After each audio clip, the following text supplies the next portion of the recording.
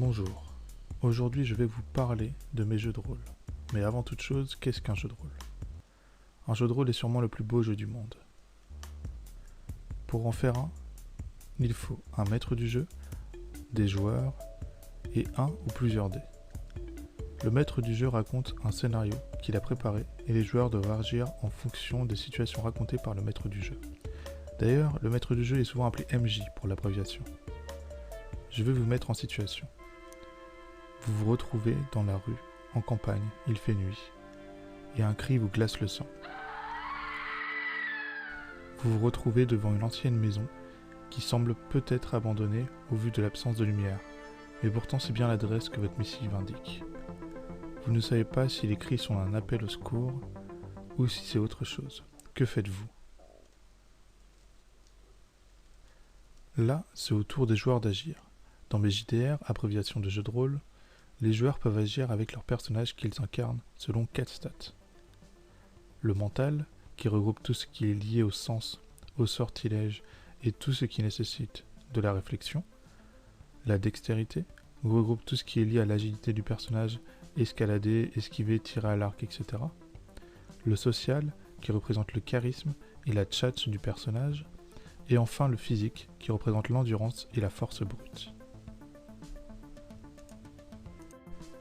Maintenant que vous connaissez les différentes stats, à vous de choisir quelle sera l'action de votre personnage. Est-ce que vous voulez sonner, toquer, enfoncer la porte, escalader, casser une vitre, répondre aux cris, etc. Et en fonction de votre action, le MJ va vous donner les conséquences de votre acte.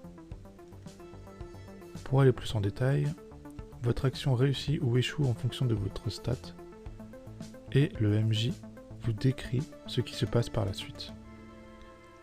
Le MJ peut soit improviser, soit lire ce qu'il a de prévu. Toutes les aventures de jeux de rôle se passent ainsi et sont uniques car tout ce qui vient du hasard dans la vie est remplacé par des dés ou équivalents. Exemple. Si vous décidez d'escalader un mur, il vous faut donc faire un jet de dextérité. Vous avez 12 sur 20 en dextérité et vous faites 11 sur un dé de 20 faces. Vous avez besoin de faire 12 ou moins pour réussir, ça veut donc dire que vous avez réussi et votre personnage escalade le mur. Ce que je vous ai expliqué, ce sont les règles de base, mais dans mon jeu de rôle, il existe d'autres stats qui se rajoutent à celle-ci. La psychose, ou stress, et le karma. La psychose augmente en fonction de situations stressantes si votre personnage échoue à son jet de mental, et à un certain stade, le personnage subit des traumatismes. Le karma, qui augmente ou diminue en fonction des bonnes ou mauvaises actions du joueur, et la stat, qui agit en fonction des situations critiques. Exemple, si vous jouez un personnage mauvais, qui n'a pas beaucoup de karma, lors d'une situation critique, vous lancerez un dé qui a peu de chances de réussir pour vous sauver. J'ai créé plusieurs jeux de rôle étranges. Et dans les prochaines vidéos, je vous les présenterai. Je vous dis à la prochaine pour une nouvelle vidéo.